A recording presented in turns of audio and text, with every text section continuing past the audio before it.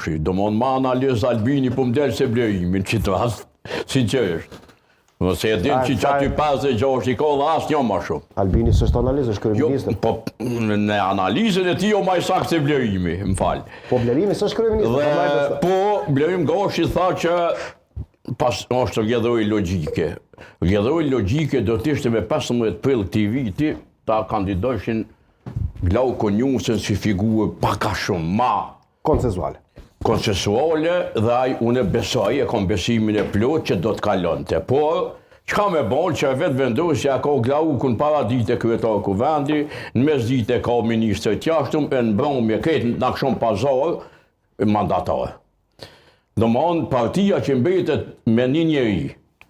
Domthon edhe ky njeri i dytë i partisë praktikisht shumë i ndëgjueshëm i Albin Kurtit, tepër i ndëgjueshëm, sepse në çet situatë Glauko Njusa përpos që e ka përmbush një detyrim partisë të Albin Kurtit, nuk ka bon kurrë.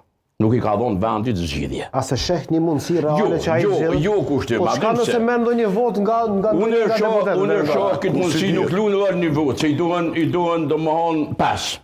Po 5? Po tash a 1-5. Po jo, ndonjë nga subjekte politike, shembull. Janë shumë, 5 me kon 2. Hajde kish më thon mund i mshel sy dikush edhe e voton, po janë 5. Mund duket shembull, ta jap një skenar, mund duket bizantine kjo, që po them. Po bizantinizmi funksionon politikën ballkanike. Po.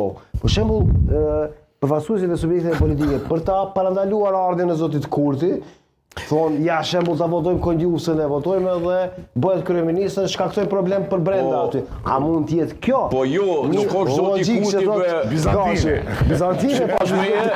Sipas meje nuk është Albin Kurti. Ajo që partitë ish opozitare e synojnë me bloku. Është lëvizja vetëvendosje. Dhe si Glauku, si i treti, si kush do qoftë i kandiduar prej tyre, domethënë